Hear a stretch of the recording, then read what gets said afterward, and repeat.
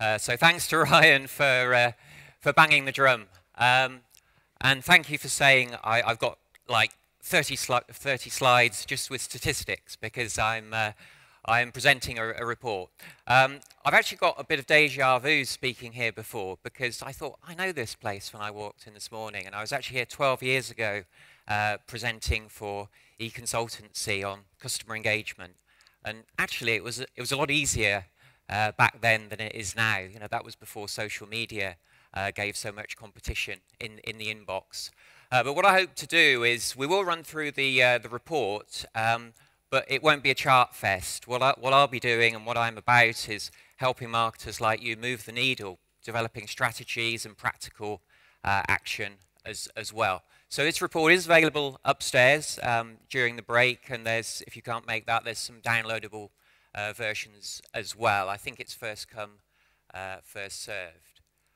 So I said it had got a lot more difficult since 2007, or whenever it was. And this is why we have this very complex range of different interactions that we can use to engage our audience. And that's why our report focuses on engagement. I see this as one of the biggest challenges we have as marketers, and the bigger the team we have, it becomes more challenging because you've got different people, different agencies trying to harness all of these. The Americans call this marketing orchestration. It's never sort of taken off because it's not a good buzzword, but for me, thinking about lifecycle engagement is going to help every business. And I think it becomes more manageable than just focusing on individual parts of marketing. So you'll often hear people say, oh, we need a social media strategy, we need an email strategy, search strategy, whatever. But really, I think what we need is an audience engagement strategy to get the business outcomes we need, but also to provide value to keep our audience entertained and interested in what we offer. So it was so good there to hear Ryan saying focus not on the one right at the end there, which is the reactivation. I'm not a huge fan on that either. Focus on the guys who you're already engaging and work really hard at that.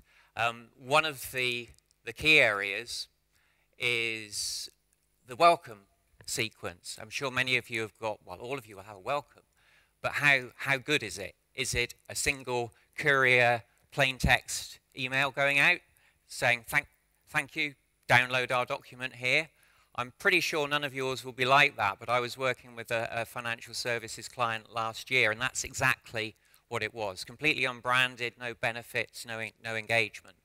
So I think looking at this, we need to say two things. One is just which of these activities are relevant for us and which are we not using? Because in some companies I go into with looking at their different touch points, it really is, there's so many missed opportunities here. In this one here, there's no welcome. If you look at what some of the leading companies are doing, and often I think you do need to look at the huge .com pure plays to do this in the US, they're not sending a single welcome email. They're sending 4 or 5 emails. They're working out what message, what offer should be in each one. Okay, so I'm going to run through some different sections of the report with recommendations, just a bit on myself. If you've been involved in email marketing since 2003, I actually wrote a book called Total Email Marketing. So it is one of my passions within digital, and it remains so. But these days, my time goes into updating these books every 2 or 3 years or so. In fact, we're just doing the 7th edition of the top one. Believe it or not, that'll probably be the last one I manage. My day job is running Smart Insights, where we provide templates that can be downloaded to help implement change in businesses. So campaign plans, strategies, email contact strategies. So although we're in the UK and we've got many UK businesses using our premium services, we actually have a bigger audience in the US. So it's quite nice, I think, that some of the UK best practices are being spread. And we actually have customers in 100 different countries. Okay, so we're talking engagement. This is a bit textbooky, but we do need to go here because often you'll hear people talk about engagement in the short term. So, okay, that's a really engaging email or newsletter, or it's an engaging landing page.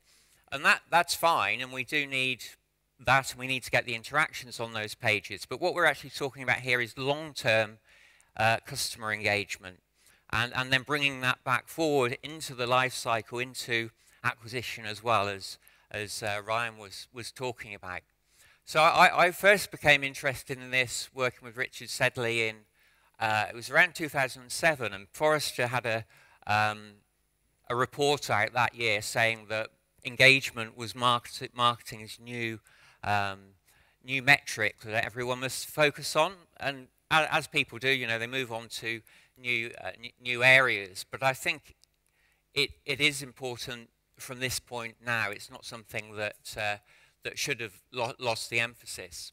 So I think my first recommendation for you would be to think about how you measure engagement on the long term, because a lot of our marketing is based on looking at open clicks of individual sends or our automated emails. So define what engagement is for your organization. And then I would say, think about all the tactics you use that together form your email strategies, and think about where are you now? If you're benchmarking your approach to email strategy, where are you now against where you should be? I would say that most businesses, if we look across all the different areas here, we've got email covered, I guess, under B and C and D. This is a multi-channel framework. We do have an email-specific version of this available on the site as well. But think about where you are now and where you want to be in a year or two. So this will show your colleagues that things aren't perfect, but you've got a strategy to improve on these key areas. So it's all about prioritization. So do take a look at the report and try scoring yourself on this level. I won't ask you now. What I can do is to show you when we did the survey with Adestra that there are many people at those first initial managed levels. And if you're at 3 and above, then kudos, because it's hard to get there. I'd hope most of Adestra's customers and you guys here today would be at that level 3 and above, because you've certainly got the tools available to achieve that. And I think it's great the base camps we've got today. I was in with one that Elizabeth was running on optimization. If you get a chance to see the slides there, it was fantastic, because she was showing, based on what she was saying, you know, they're up at this level of doing regular structured tests within the team, looking through the funnel at how you can improve performance. So that's really where you start to get the benefits, and huge improvements in conversion and revenue per 1,000 emails. Okay, so what tools are available to us? There's a lot of rich information about our audiences online, and I think one of the big changes since I last spoke here before was there's much more focus on data insight and understanding customers in terms of personas, and it's good to see that journey mapping and personas are way up there. Let me ask you a question at this point. How many of you would have well-defined personas in your businesses? So with primary persona, maybe 3 to 5 other persona types. Show of hands, please. It's good. So that's maybe a third.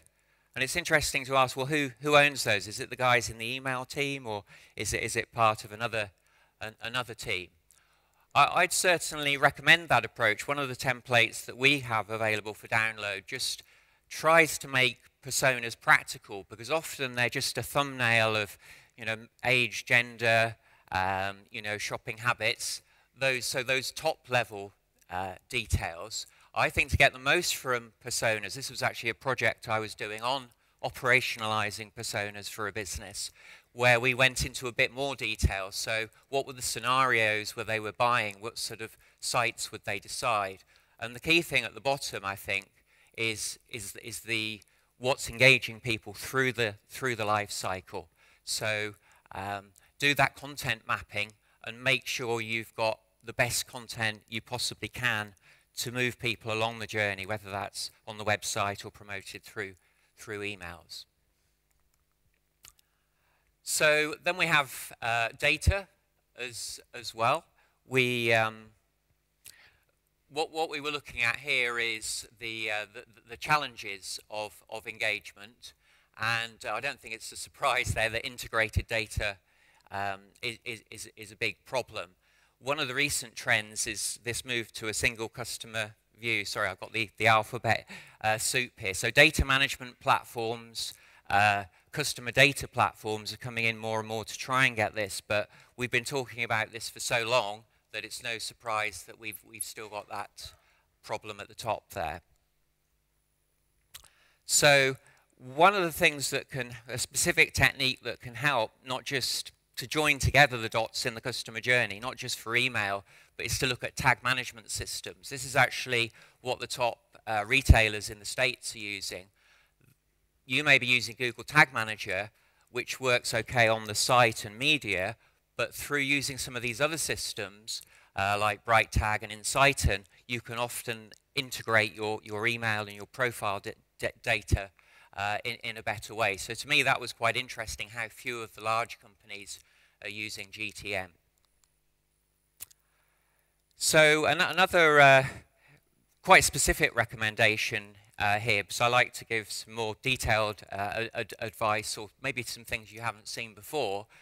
This would often be thought of as something like a hygiene factor that the IT department would manage. But when you actually look at tag management, you see that there are so many sections of the site which really aren't performing or set up well.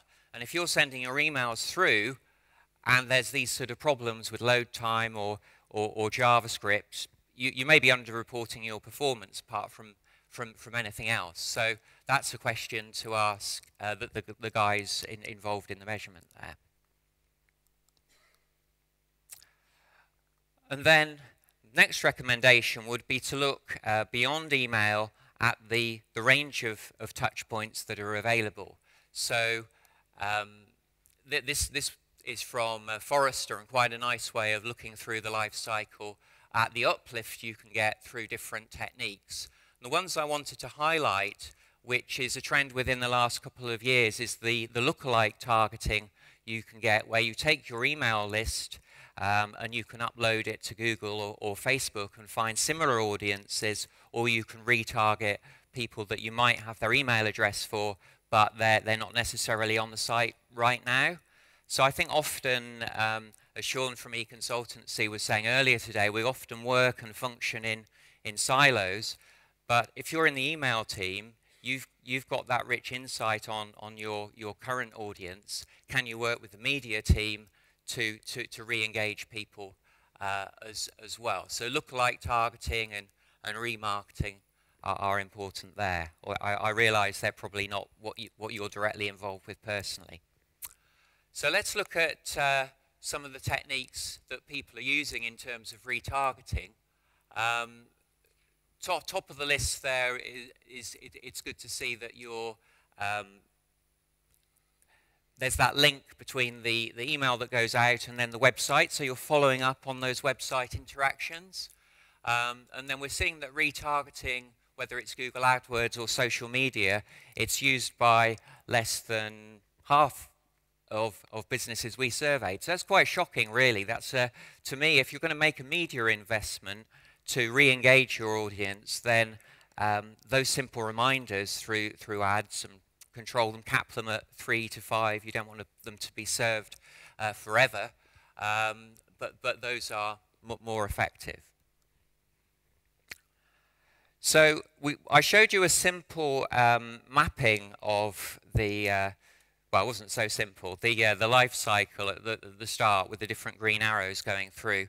This is actually that was inspired by this example from Hawford's that I saw at a workshop a number of years ago. And this is just a practical takeaway for you if you're thinking, okay, what can we do to improve from our current touch points? What should the priorities be? So it's just a very nice, simple, visual way of looking at before and after. As well as doing this for yourselves, there's a lot of great tools now where you can subscribe to the email departments of the email sends of your competitors, and you can see which of these sort of automated approaches they're using as well. So you can really show the gap of potential things you could be doing by using that sort of visual. Then we need to think about integration with other channels as well. Many of you won't be pure plays where the transactions occur online only. People will want to pick up the phone.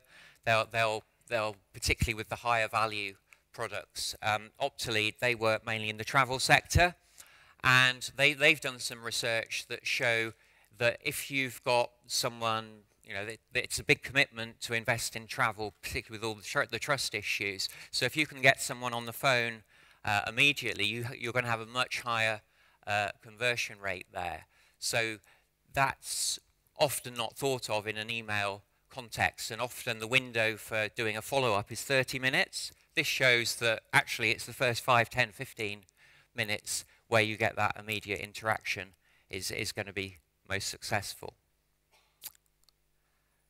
So let's look at another example from pure email marketing. I like to share best practices, and we ran a conference where you may know RS, they're a large international B2B widget supplier. They probably wouldn't call it that way, but professional hardware and gadgetry. What I loved about what they presented is that they had a way of, they'll have millions of subscribers on their list in 65 plus countries, but they're sending out just an email of one email team of 2 people, I think. They managed to develop a scalable way of thinking about the segmentation and targeting and providing relevance at the same time. So I'm a real fan of these layered targeting approaches where you think about your email and how it can be built up of different relevant content containers. I know I've seen a presentation from eBay as well. They've used this sort of approach for a long time. So the way that actually translates into the email itself, you can see there you've got your classic hero at the top, which is the lever which is going to give the biggest uplift. Then they've got this CLC, which is a customer lifecycle module, which is the most relevant person for that time. This is first order, so it's that first order driver. Then they've got BEH, which is behavior, based on what people have been doing on the site, and then into product interests as well.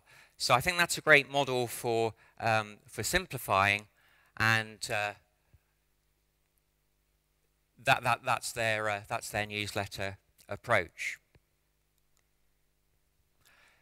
So as well as the long-term engagement, there's also shorter-term engagement as well, and I wanted to talk about some of the trends we're seeing. We saw in one of the first presentations from the Adestra guys this morning, looking at what's possible with interactive emails. I'm not sure about the sort of technical side of it personally, but I think what B&Q are doing here is it's pretty impressive. It may not work in Outlook, but we are seeing these newer interactive experiences, and hopefully through time we'll see more of those too. AI, we've got to mention that. I think virtually every speaker's mentioned artificial intelligence. Certainly Sean did from eConsultancy at the start. I think there are so many other things to do before AI that almost certainly it's something for the future. Because one of the things we found in this research, which was similar to the eConsultancy research, is that most businesses are only targeting a relatively small number of segments. And it will be great if in the future AI will be able to design your creative and different treatments for different audiences automatically. But I think it's so far away from that. Maybe in 5 or 10 years, it will be. So I was hosting a panel at Technology for Marketing the other week with many of the vendors who are looking at artificial intelligence.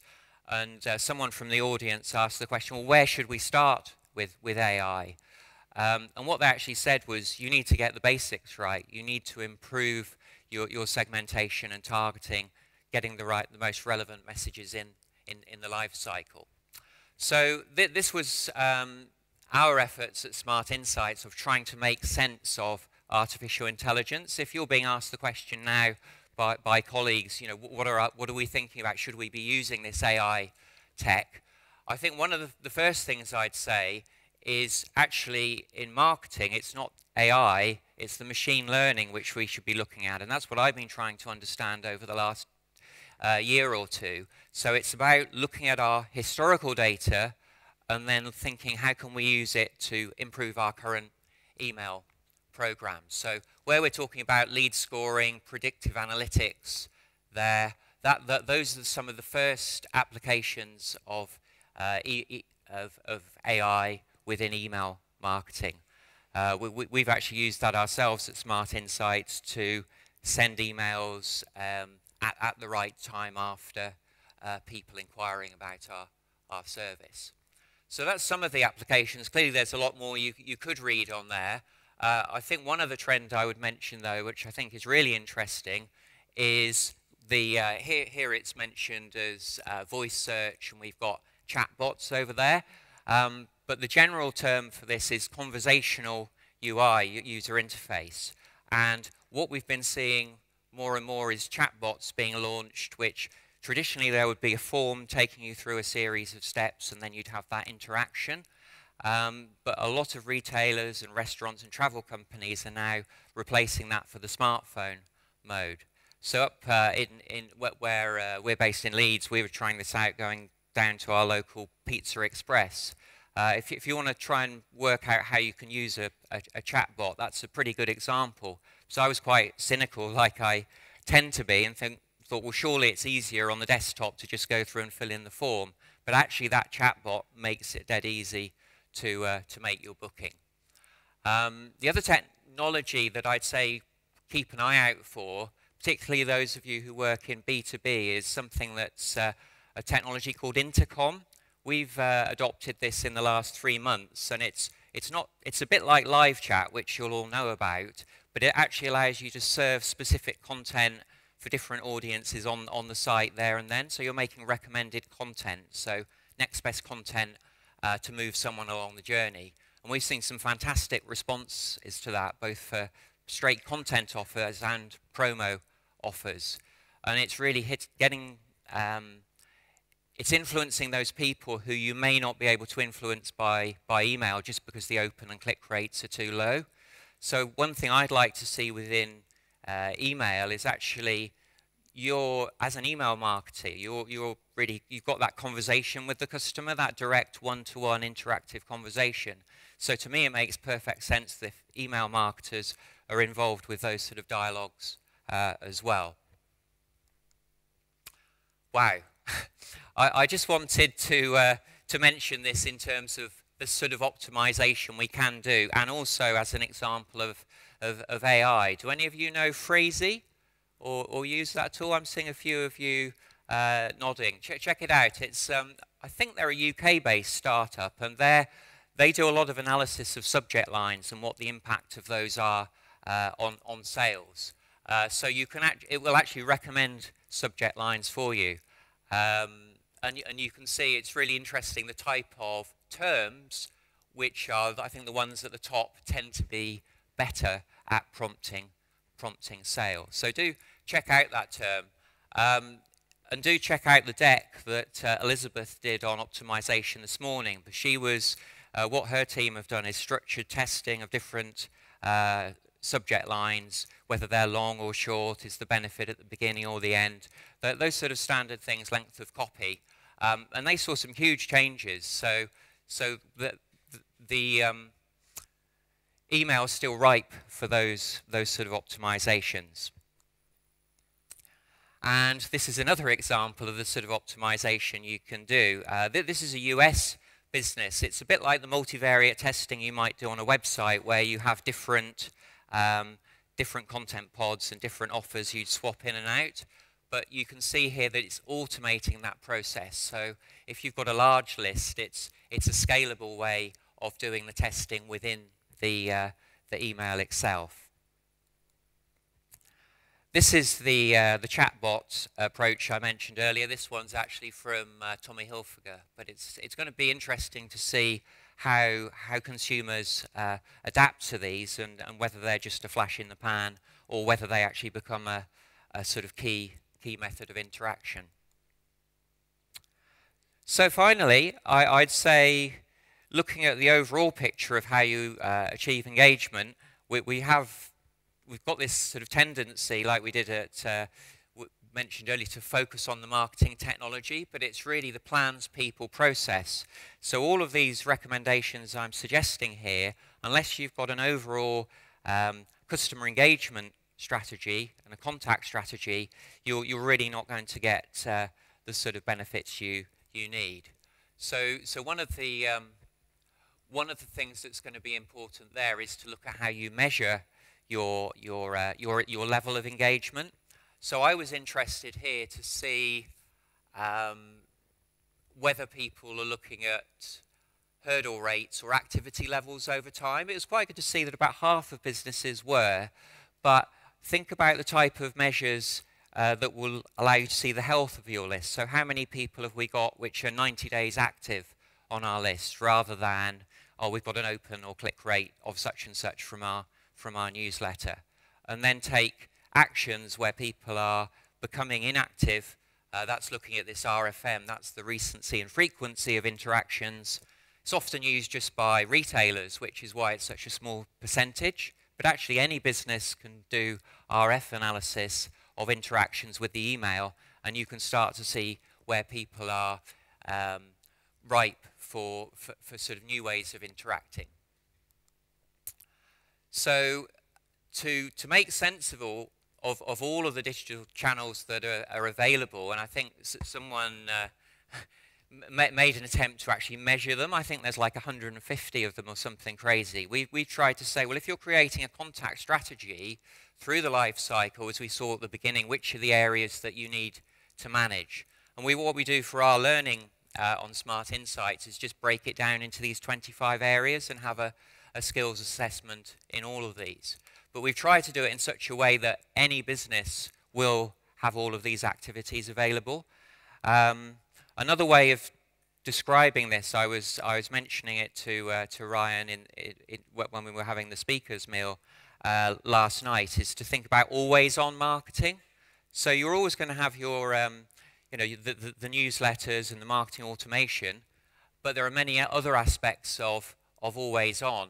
But if you're focusing on campaigns for product launches or promos, you're going to be missing out on many of these activities, and you won't be optimizing them.